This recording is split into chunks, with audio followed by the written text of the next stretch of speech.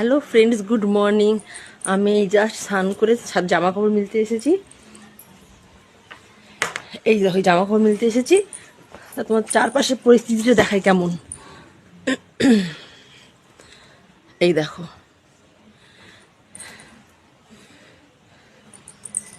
কি অবস্থা দেখো, আর জম্মে ঠান্ডা পড়েছে। দেখো চারিদিকে কি অবস্থা। আমরা এতেই এরকম করছি, হ্যাঁ, যারা ফুটপাতে থাকে তাদের কি অবস্থা বলো তো।